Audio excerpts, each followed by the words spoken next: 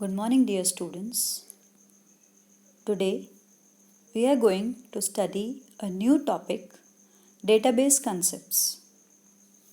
Whenever we design an application, we need two things. One is front end and another is back end. And that front end should be linked to the back end to make data communication. Whatever work user will do, that will be done in front end. And all the data will be stored in backend. So, in this unit, you will study about database, which is a backend. Now, what is a database?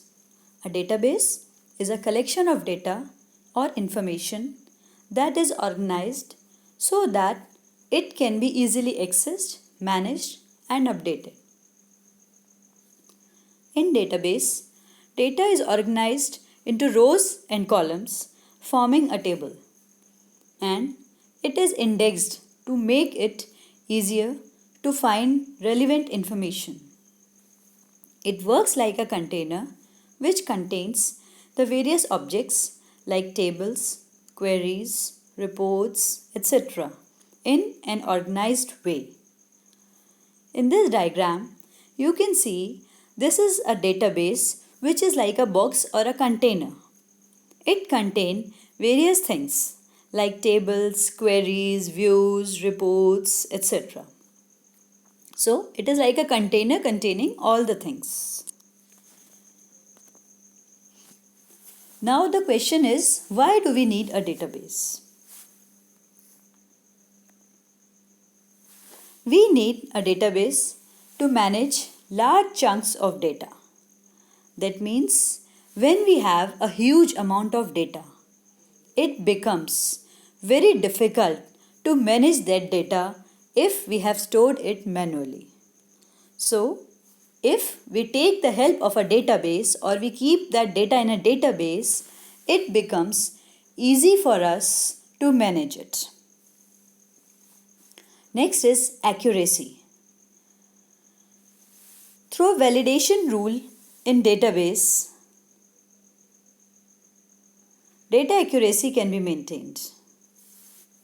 There are various validation rules which can ensure the data accuracy. That means incorrect data cannot be entered in the database. Next, ease of updating data. With the database, we can flexibly update the data according to our convenience. Moreover, multiple people can also edit data at the same time. That means if there are any updations, any changes in the data, we can do it very easily and multiple users can do it at the same time. Next, security of data. With databases, we have security groups and privileges to restrict access. That means unauthorized person cannot access the data. Next, data integrity. In database, we can be assured of accuracy and consistency of data due to the built-in integrity checks and access controls.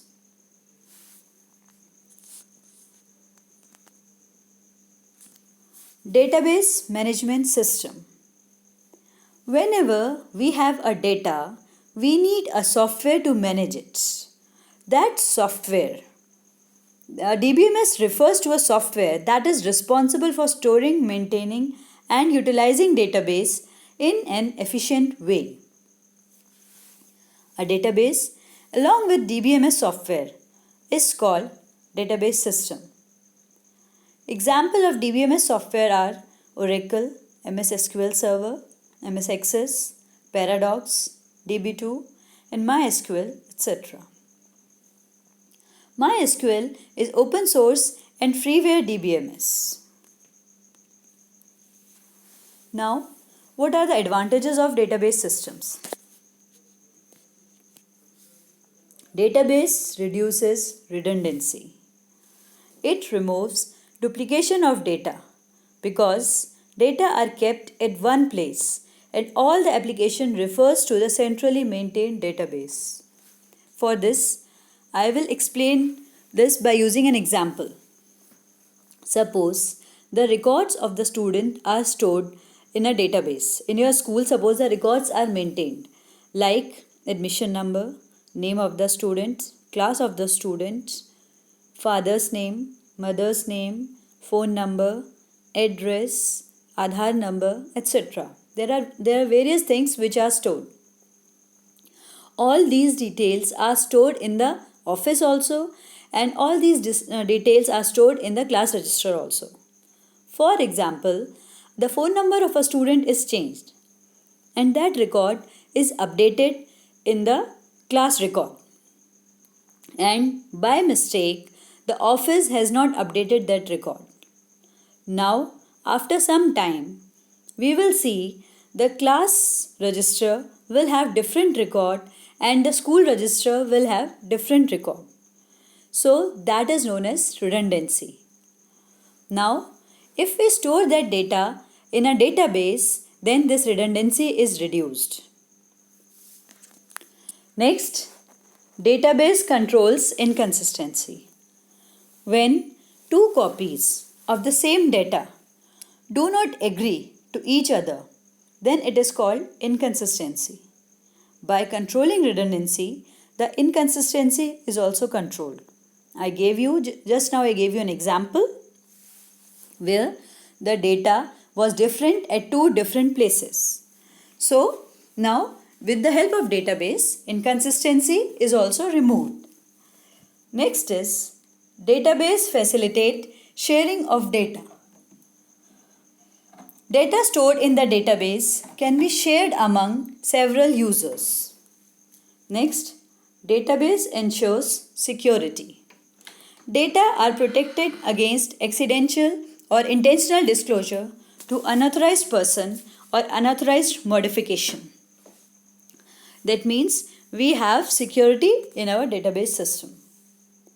Next, database maintains integrity. It enforces certain integrity rules to ensure the validity or correctness of data. For example, a date cannot be like 31/31/2000.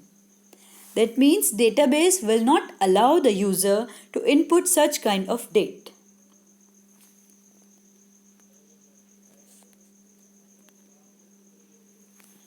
Now, various data models.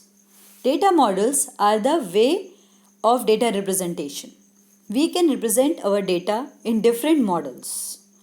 Data model is a model or presentation which shows how data is organized or stored in the database.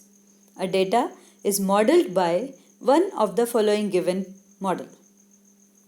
First, relational data model, network data model, hierarchical data model, and one more is object-oriented data model. First of all, we will see relational data model. In this model, data is organized into relations or tables, that is rows and columns. A row in a table represents a relationship of data to each other and also called a tuple or record. A column is called attribute or field. Next, network data model. In this model, data is represented by collection of records and relationship among data is shown by links. That means physically data is present at different locations and they are linked with each other with a relationship. Next is hierarchical data model. In this model, records are organized as trees. Records at top level is called root record and this may contain multiple directly linked children records. You can consider it as an inverted tree where root is at the top and its branches are in the bottom. This data model is in the form of an inverted tree. So, among these data models, the relational data model is the easiest one and the most practical one. So, you will study detail of only relational data model, not these two data models. And we will implement this relational data model in our system also. So, what is a relational database? A relational database is a collective set of multiple data sets organized by tables, records, and columns. Relational database establish a well-defined relationship between database tables. Tables communicate and share information, which facilitates data searchability, organization, and reporting. A relational database uses structured query language. Its short form is SQL, but it is pronounced as SQL, which is a standard user application that provides an easy programming interface for database interaction. Now, relational database has some terms. A table in a relational database system is known as a relation. That means a table is referred as a relation. The rows of a table are known as tuples. The columns of the tables are known as attributes. The number of columns determine the degree of the table, and number of rows determine the cardinality of the table. For example, in this table we have 5 rows and 4 columns. Then the cardinality of the table will be 5 and degree of the table will be 4. Now, domains. The pool of values in a particular attribute is known as a domain. For example, serial number has the domain S1, S2, S3, S4, S5. Similarly, the domain of S-name is Anil, Vishal, Jay, Manish, Freya. In this way, each attribute has a domain. The pool of values is known as a domain. Now, every table has a primary key. Now, what is a primary key? Suppose in a class, we have a monitor in the class. The monitor is a student like other students in the same class, but he has something special in him, so the teacher has made him a monitor. Similarly, in a table, a particular attribute is made as primary key. Then, what thing should be special in that? That primary key is used to uniquely identify a tuple in a relation. That means that particular attribute which can uniquely identify each and every tuple of the relation is determined as primary key. The conditions for a primary key should be it cannot be null.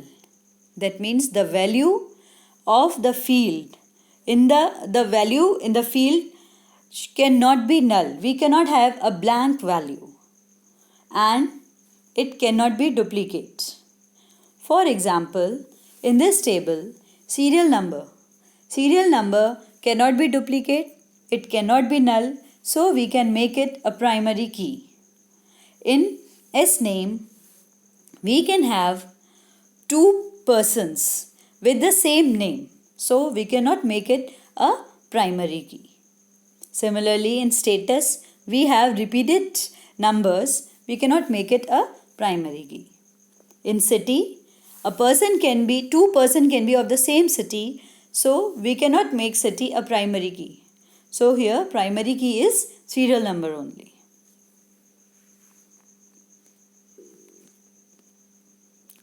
These are the definitions of all the terms which I explained you in the previous slide. Relation. A relation or table is matrix-like structure arranged in rows and columns.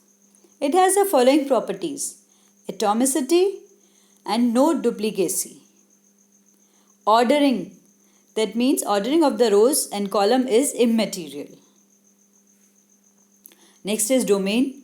It is collection of values from which the value is derived for a column.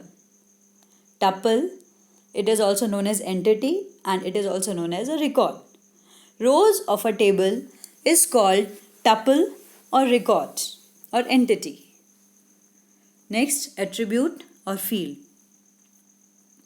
Column of a table is called attribute or field. Degree, number of columns or attributes in a table.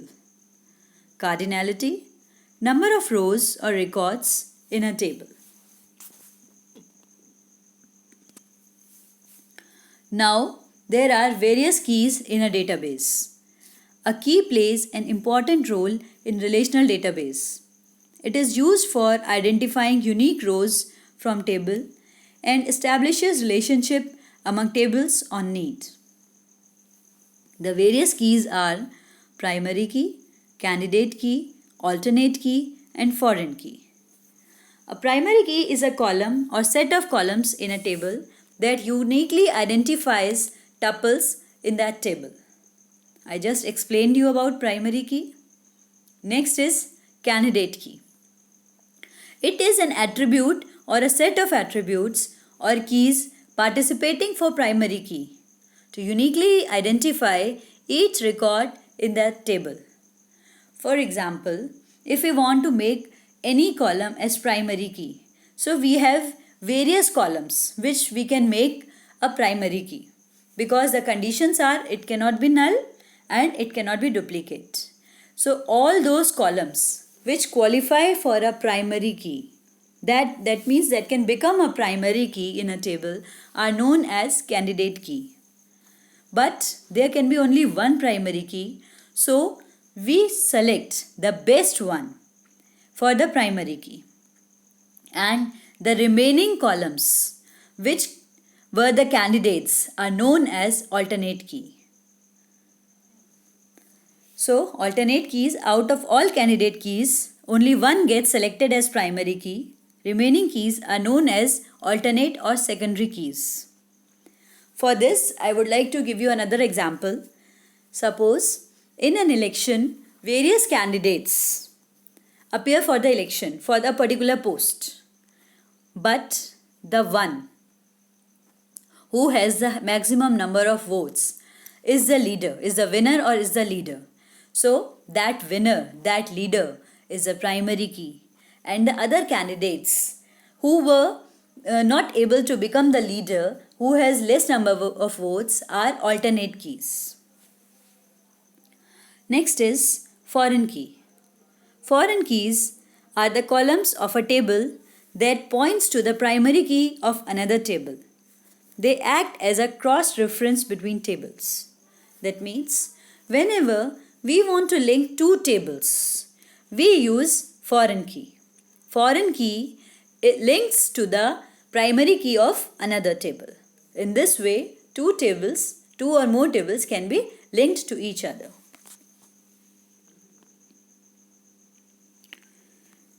See, this is the diagrammatic representation of all the keys.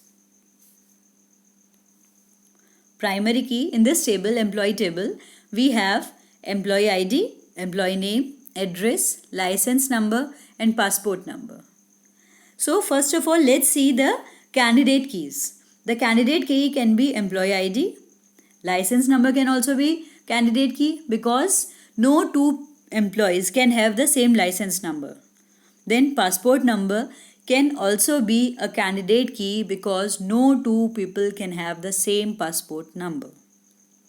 So here we have three columns or three attributes which are candidate keys. But among these three, which one will we choose for primary key? We will choose employee ID. Why? Because it is the shortest one and it is in a serial order also. It is easy for us to access any record using this key. So we will make employee ID as primary key. Now, license number and passport number will become alternate keys because there were three candidate keys. One was selected as primary key and another two keys are alternate keys now. These were candidates because they are unique and then they cannot be null. Now next is foreign key. I told you foreign key establishes relationship between two tables. It links to the primary key of some other table. That means here there is salary table. There are three columns: employee ID, salary month, year and amount. Among this, we can choose employee ID as foreign key and we will link this employee ID to the employee ID of employee table. So it will become a foreign key in salary table.